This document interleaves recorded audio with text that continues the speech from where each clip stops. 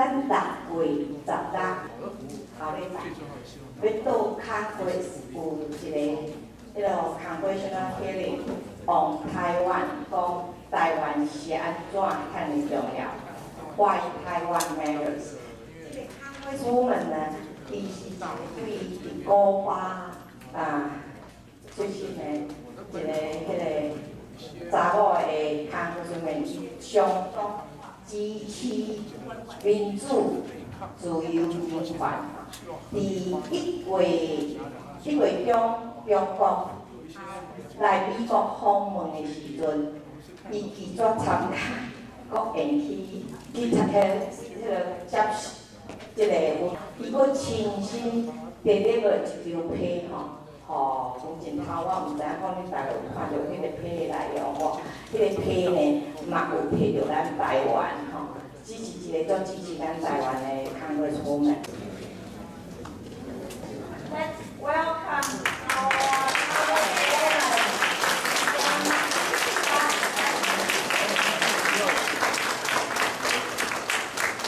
Now let me introduce our Executive Director, Terri J.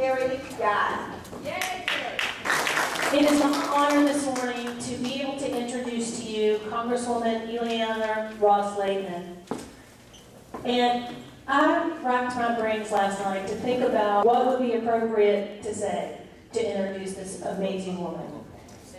And I tell you, my mind was raced with so many things to say. A champion of democracy, a fighter, freedom and human rights. I can't think of one word that would describe her except amazing. And the best friend, the people of Taiwan. So I'm going to keep my introductions very short because I keep cutting out.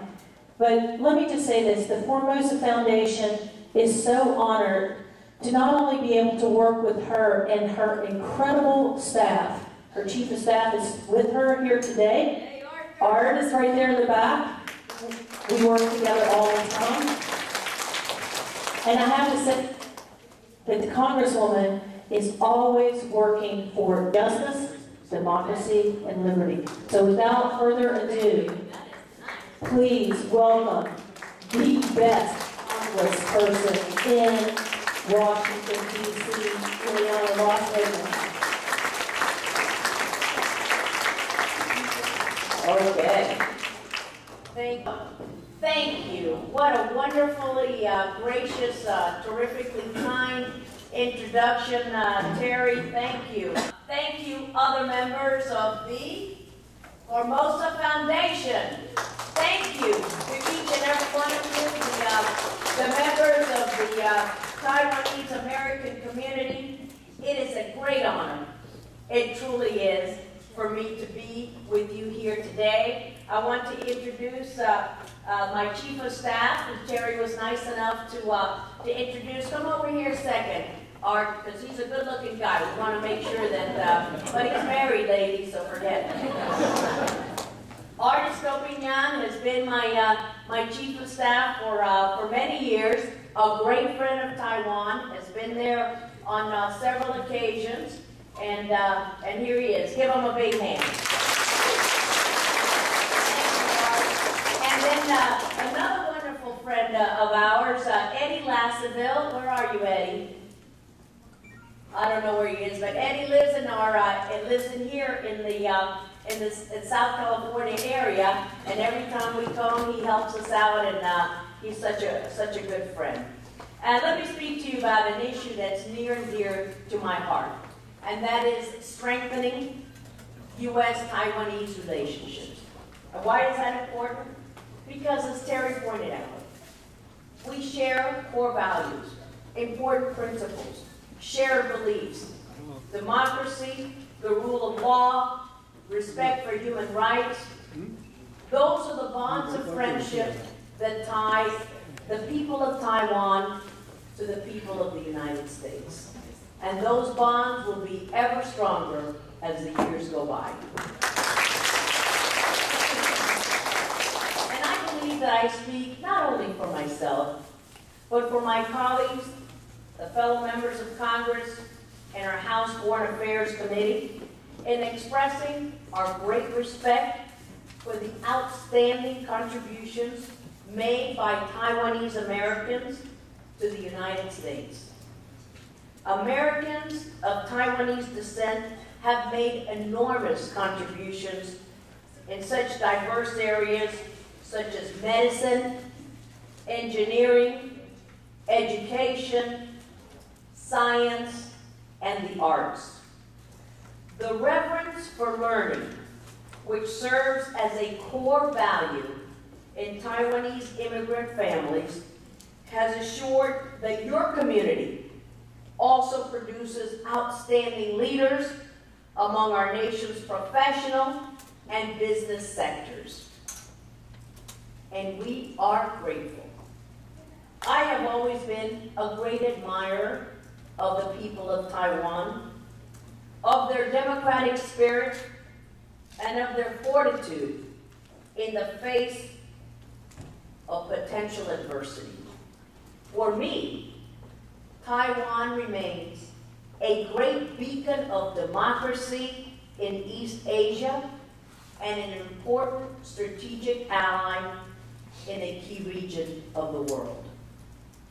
That is why, as chairman of the House Foreign Affairs Committee, I have scheduled a hearing in just a few days, June 16th, a hearing on U.S.-Taiwan relations, a hearing on the implementation of the Taiwan Relations Act, and a hearing on the future of Taiwan's democratic system.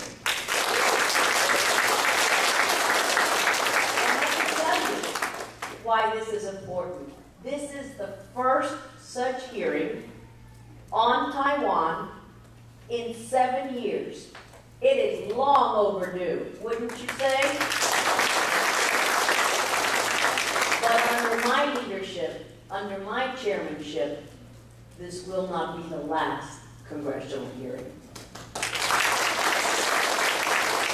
Friends, speaking candidly, as we can, because we are among friends, one of the reasons that we will be holding this hearing is that I am deeply concerned for Taiwan's future as it tries to cope with a rising China.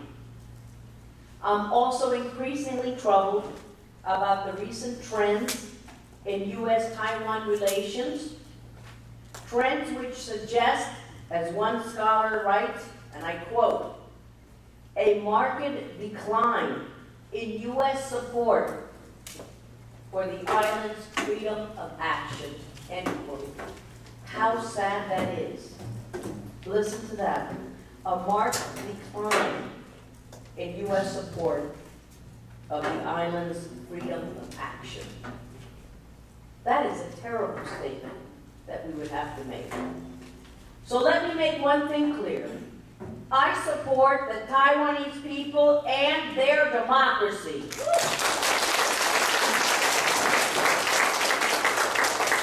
Now, early next year, Taiwan goes to the polls to vote for both a president and a legislature.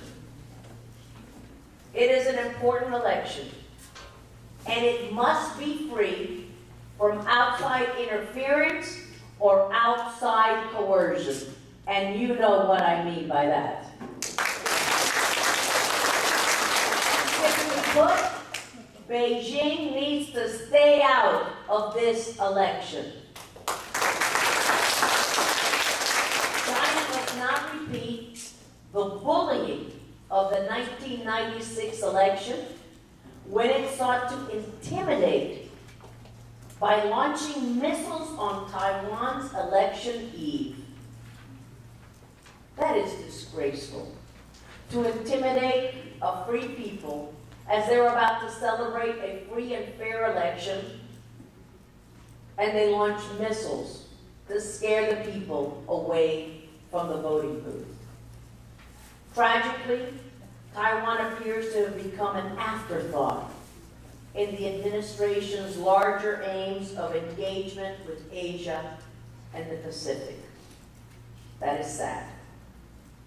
Taiwan has not been featured prominently in the speeches of senior administrators, policymakers toward Asia, nor has it been a feature or discussion in relevant Department of Defense planning documents.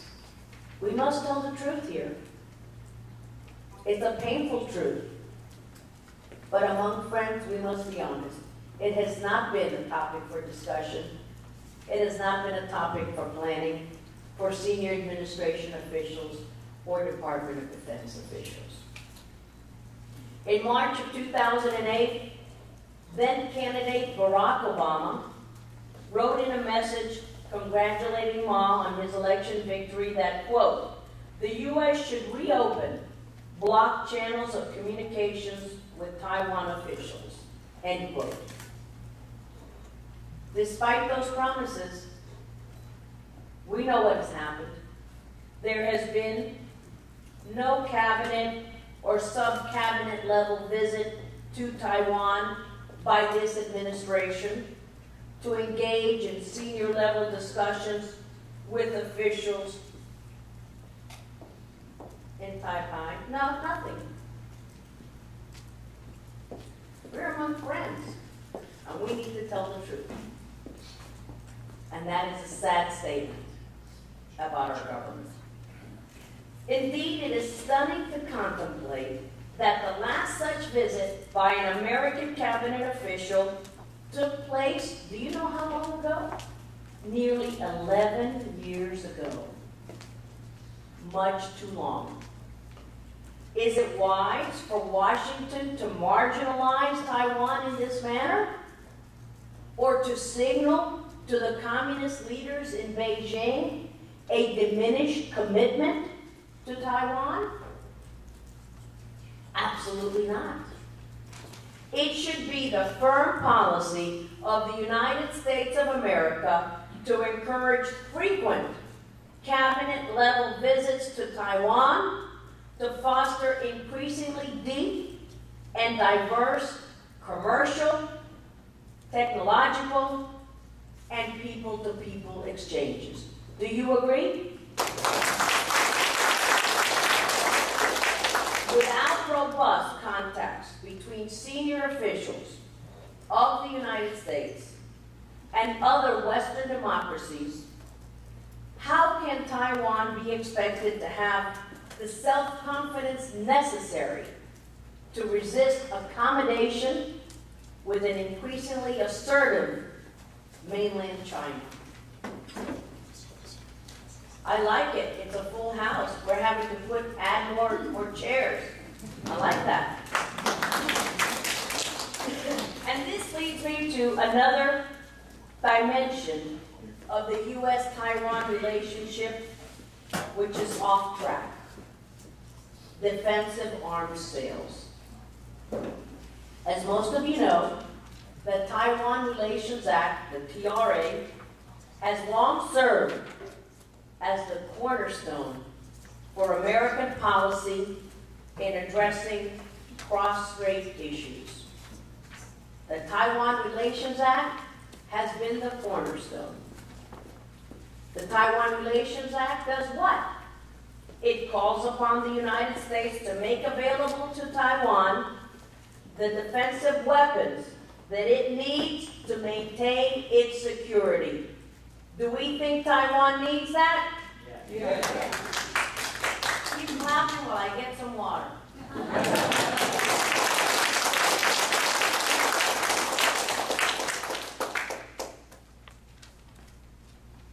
I told them to put a little bit of rum, but they keep putting water. Just kidding, I don't. In light of what's been going on in Congress, we should not be making any jokes. I want to make sure you know that I'm joking. So that's the number one thing that the Taiwan Relations Act does. That doesn't stop there. So number one, remember, it calls upon the United States to make available to Taiwan the defensive weapons that it needs to maintain its security. Furthermore, what this this does is that it allows the people of Taiwan to maintain a peaceful, democratic, and prosperous way of life. So the defense of arms sales are directly correlated to the way of life that is peaceful, democratic, and prosperous. Yet, we have had no foreign military sales to Taiwan. Do you know since how long? I know I'm quizzing you here. See, I used to be a school teacher. Since January of 2010. Shame on us. Meanwhile, what has happened? The military balance across the strait continues to erode in favor of the Chinese regime. So it has not been balanced. It has been imbalanced in favor of the Chinese regime. Annual reports that are put out by the U.S. Department of Defense clearly outlines the growing imbalance in military capabilities. We cannot allow that to continue. There are now well over, listen to this statistic, 1,600 short-range Chinese missiles targeting Taiwan. Think of that. Over 1,600 short-range Chinese missiles targeting Taiwan. And Beijing continues unabated. It's a large buildup of naval and air forces focused on Taiwanese contingencies. Air and naval forces focused on Taiwan. Unfortunately, in the face of this challenge, Taiwan's own defense spending continues to be relatively weak and is now less than 3% of the gross domestic product, GDP. Less than 3%. That does not go unnoticed by Beijing. Nonetheless, in this circumstance, the United States has a clear duty and a national interest in seeking to provide Taiwan with the means to deter Chinese aggressors and the confidence to resolve differences across the strait on terms that are favorable to Taiwan. Let me repeat that again because I want you to make sure that you understand. It is in the United States' clear duty and national interest to provide Taiwan the means by which she can deter Chinese aggression and the confidence to resolve differences across the strait on terms favorable to Taiwan. Do you agree?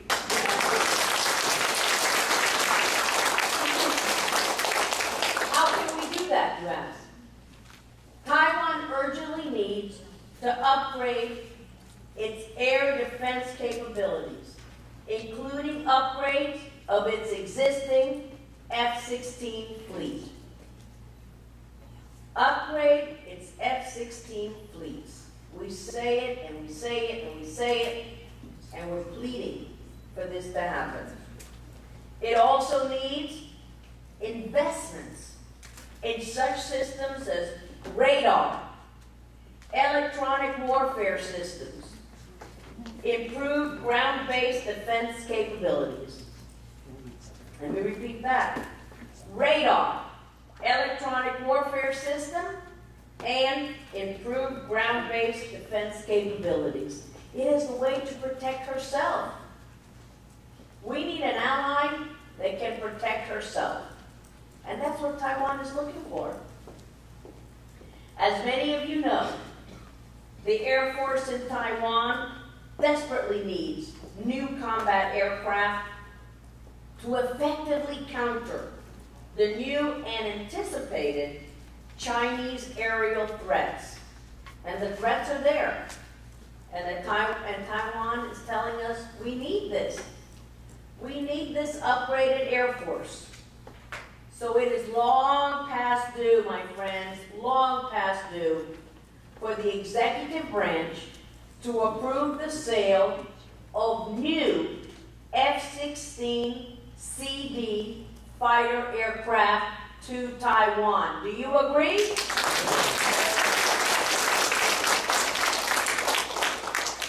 And that's what we'll be pushing.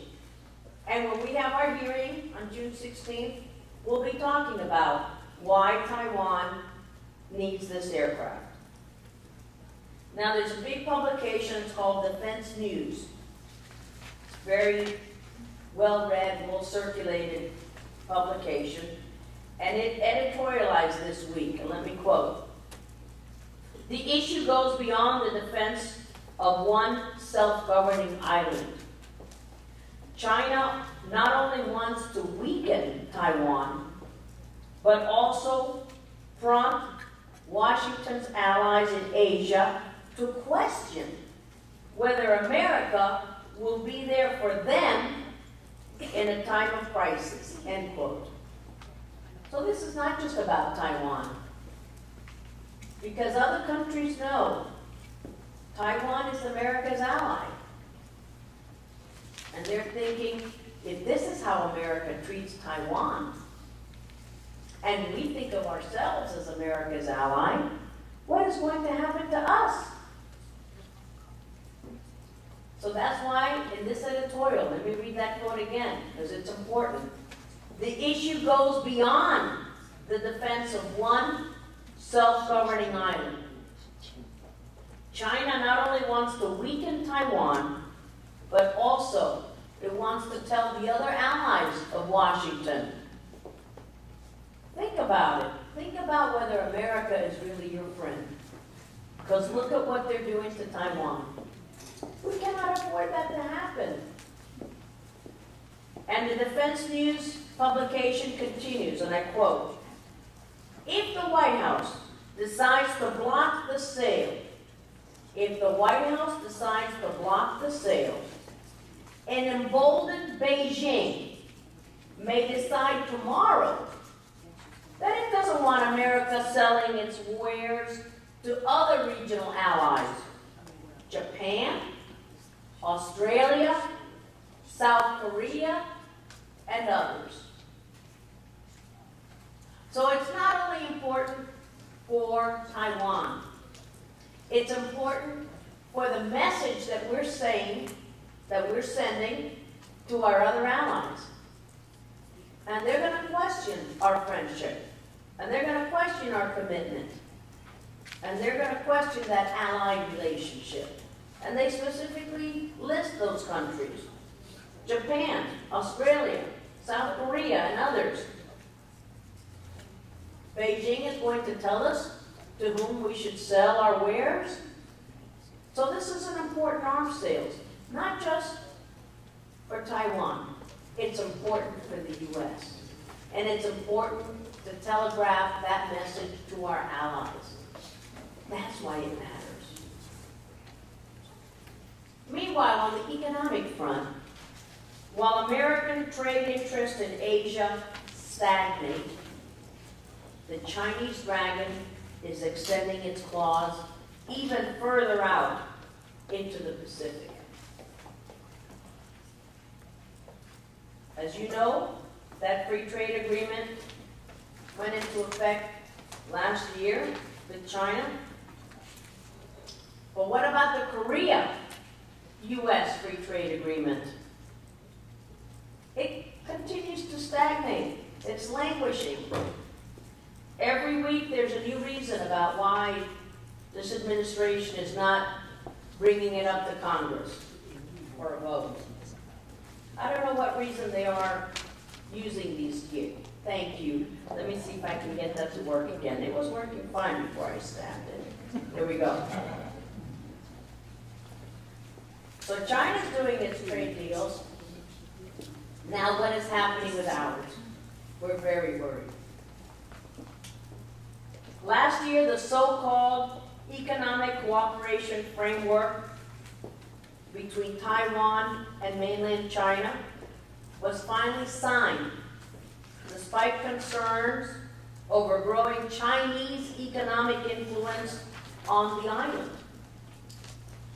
And like the Trojan horse, which allowed the Greek invaders to penetrate the inner walls of Troy, you all remember that.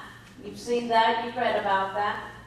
That Trojan horse was used to penetrate the inner walls of Troy, filled with the Greek invaders. This agreement that I was just talking about may well prove to be a political tool that masquerades as a trade instrument to achieve China's ultimate goal of absorbing Taiwan. So we've got to be very careful about that. Understand the warning there. That could be used as a ploy to fully absorb Taiwan. Washington cannot cede sovereignty or supremacy in economic influence over the Pacific to Beijing. We cannot do it.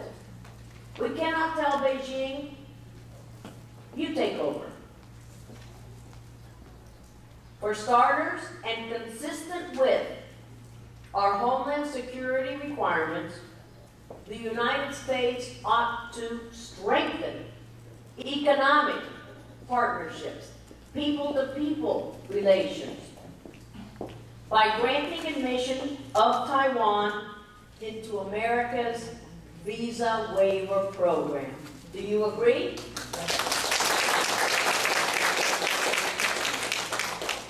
So it is long past overdue for the United States to admit Taiwan into our visa waiver program. Secondly, following the resolution of outstanding bilateral trade issues, the United States Trade Representative should seek to resume and successfully conclude negotiations of economic issues in the Trade and Investment Framework Agreement discussions with Taiwan. It is time to resume and conclude those negotiations. Third, so first, the visa waiver. Second, the Trade and Investment Framework Agreement. Third, the U.S. should move with negotiations on a bilateral investment agreement and a bilateral tax agreement as building blocks for an eventual free trade agreement with Taiwan. So now we've got three. Number one, what was it? Visa waiver. Number two, the Trade and Investment Framework Agreement. And number three, the bilateral investment agreement and the bilateral tax agreement. Because a U.S.-Taiwan free trade agreement will boost U.S. exports to Taiwan. It is good for America. And that's what I tell my colleagues. Don't think of these trade agreements as always being beneficial to the other country. Think about the U.S. and our economy and our stagnant job situation. Well, this is going to increase U.S. exports to Taiwan. It's going to expand the U.S. market share in Asia, and it will strengthen bilateral ties. Now, what is wrong with that? That's a win-win-win. That is a very positive situation. Taiwan is currently the 10th largest trading partner of the U.S. It is the 6th largest destination spot of U.S. agricultural products. But we can do better. We must do better. It's 10th, remember? our 10th largest trading partner, and our 6th largest destination spot for U.S. agricultural products. So it is a desirable market for U.S. goods and services. I'll try this again. And we've got to make sure that we promote that. We've got to promote Taiwan as a desirable spot and a great market for U.S. goods and services. Thank you for that applause. Thank you. Now, studies by the U.S. International Trade Commission show that U.S. exports to Taiwan grow at a rate of approximately 16% per year if a U.S.-Taiwan FTA were enacted. Can you imagine, with our stagnant economy now, how well we would be doing if we could be growing at a 16% per year if we had this U.S.-Taiwan FTA enacted into law? Taiwan, as we know, is a democracy that supports a free market. That's music to our ears. It supports the rule of law. That's something that we as Americans value. It supports human rights, something that we hold dear. And it provides a transparent, free, and stable environment for U.S. investment and business opportunities in Asia. Could we ask for a better friend and ally than Taiwan? I think not. It's a democracy. It has a free market.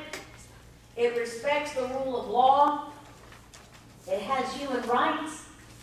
And it's a transparent, free, and stable environment for U.S. investment.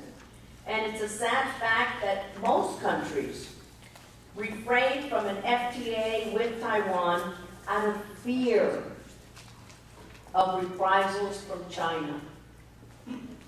They worry about China. What will China do to us if we were to have this free trade agreement with Taiwan? So they're worried, and they stay away. But the Taiwanese workforce and the Taiwanese economy are increasingly left out and negatively impacted by this sad, tragic situation.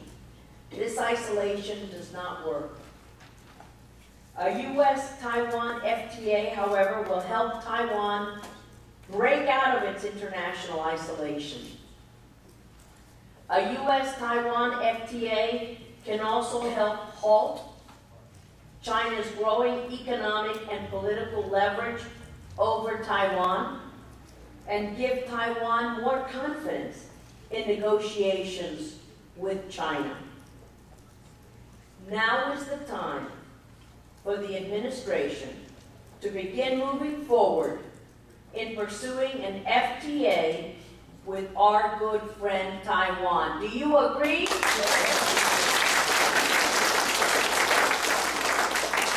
Because after all, a strong, self-confident Taiwan that is deeply integrated into the broader economic and trade relations of the region will serve as a bastion of stability in the Asia-Pacific area. And in conclusion, I will say this to you. It is strongly in America's national interest, to re-energize and upgrade relations between our two peoples and our two great democracies. And in my capacity as chairman of the House Foreign Affairs Committee, I hope to do just that in the weeks and the months ahead, and I hope that you will help me get there. Thank you so much.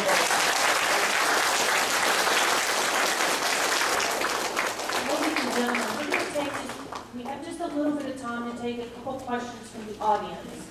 And in following questions, we're going to ask that our our co-sponsors here, right here in the front, would join us on stage for a photo. Please come, our co-sponsors. And then following that, we're going to have just a few moments for stand-up for the press availability. So if the press, after we're finished taking our photos, will come up this way, we'll put you up here and have a couple questions. So what about our sponsors coming up? Well, they're going to, that's these guys. They're going to come up first for the photo. So Julie Lee is going to direct the Q&A session. We ask that you kind of keep it short. And so Julie, let me give you the mic over here so the Congresswoman can. That's wonderful. Thank you. I'd like Thank you. to ask a question to the Honorable Congressman. You can identify yourself. I'm Dr. Simon Lin, the ex-president of North America Taiwanese Medical Association. Thank you, sir. And my question is regarding the three communique and TRA, the so-called Taiwan Relation Act. I just question why the U.S. is not friendly to Taiwan, because when China leader Hu Jintao visit capital, Washington D.C., when they have a face-to-face with President Obama, and Obama not even mentioned TRA. And as I can recall, every time when the leader of both sides meet together, the U.S. president always mentioned TRA by this time. And I'm kind of worried that the U.S. turning the direction. Thank you. Thank you very much. Let's give him a hand. Thank you. That was a very important comment, and I agree. Shame on us for not mentioning the Taiwan Relations Act when the administration met with the leader of China. That was not correct. And let me read you just a few sentences that I got from this gentleman who was not able to be there, but someone whom he knows gave this letter to me through this person. It's Andrew Chang. And he says, Taiwan is not only a bastion of democracy and freedom, it is also crucial to the stability of East Asia. For once Beijing gains control of Taiwan, it will intensify its long-standing claim to virtually all of the resources-rich South China Sea, thus destabilizing that region and the world order. Clearly, it would be a serious geopolitical mistake and a blunder, and above all, morally wrong. So I agree. It was morally wrong not to bring it up when the president met with the leader. And we will continue this battle in our committee to make sure that the voice of the people of Taiwan is heard. And that is a voice of freedom, democracy, and human rights.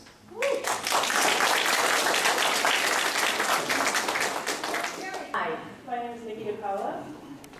Recently, there have been several articles that advocate for the U.S. to abandon Taiwan. For example, Charles Glasser, Will China's Rise Lead to War, which appeared in the March April issue of Foreign Affairs. I believe this is a dangerous view as it emboldens the Chinese and undermines the U.S. strategic goals. What is your response to these talking heads, and how significant of an impact do you feel these articles have? I agree with you. This is a dangerous trend that we have been seeing. But as a former teacher, I will give you a homework assignment. You are the best ambassadors that we have. Wherever you go, we depend upon you to speak out in favor of Taiwan, in favor of democracy, in favor of human rights, in favor of the Taiwan Relations Act. We depend upon you to do this work. Don't just depend on us. We will do our part. But you are the best ambassadors we have. So wherever you go, tell your neighbor, tell your colleague, tell the person with whom you work. There's a lot for them to know about Taiwan. A lot of differences. They need to know the distinctions. They need to know your point of view. You can't force people to agree with you. But if they don't know that there's another point of view, they will think, well, big China, we've got to do whatever China says, Beijing, They're leading, they hold all of our debt. We owe them all this money. We should do what Beijing wants. And unless you speak out, you are our ambassadors. You've got to speak out, and you've got to be that voice of reason. And you've got to tell them all those talking heads and all those Washington kind of think tank opinions. Because Beijing has a lot of money. You know that they do. And they control a lot of the media in their own country. And they think that they can control the world. But we know that they cannot, because we are free people. And we have free expression. And we have the ability to express our minds and express our opinions. So don't depend on just us. You be good spokespersons and educate your neighbors and your colleagues about another point of view, so that all of these people who write these intellectual arguments, tell them, I know that's what Beijing wants you to understand, but listen to another point of view of freedom, of democracy, and of the rule of law. So thank you, thank you.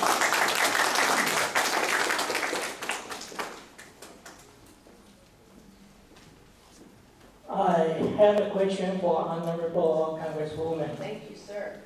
Many of us here are the first generation Taiwanese Americans and have similar stories to yours. Yes.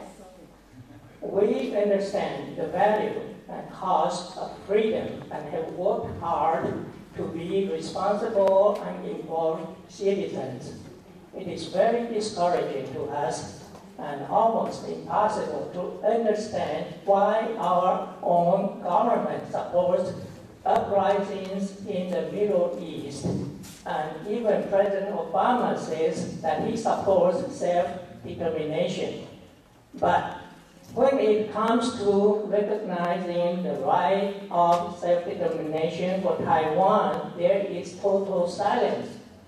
Can you comment on why our government continues to ignore the self-determination of the people of Taiwan, and explain what you think needs to be done to bolster Taiwan and its democracy? Very good, very good. Yes, and this is an important point. And we have heard the president say, and I'm not here to bash President Obama, not at all. But we've heard him say to all of these leaders, he said, it, when you unclench your fist, then we will reach out our hand to yours. Well, we have seen the leaders in Beijing with a clenched fist, and they have not unclenched them, and they want to use that clenched fist against Taiwan. But Taiwan stands for the principles and the values that we as Americans share with them. Democracy, freedom, the rule of law, human rights.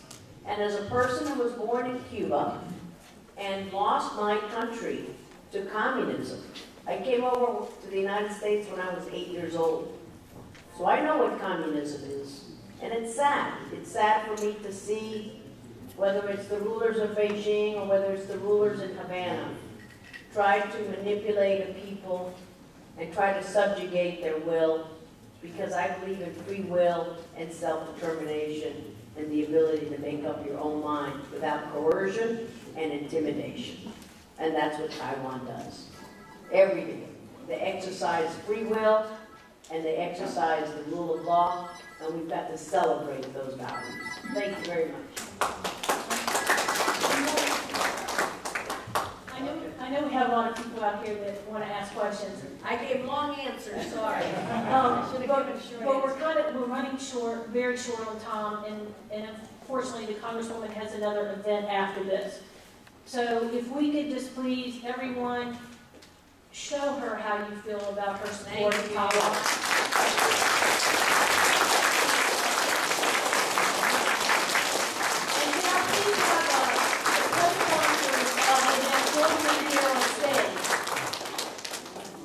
Okay, can I have some question? One question is that in Taiwan right now have the voice. It's not only Taiwan people the voice. Actually, it's a lot of Chinese people the voice. So we hope Congresswoman you can hear about real Taiwan people voice. Okay, second one question. Right now, the Taiwan is Chinese people control. Even right now here, sit down here, the representation of Chinese people, not Taiwan people. Taiwan people 66 years already living in a political purgatory. It's very, very hard and very, very poor. We hope you can hear real voice. And we have an application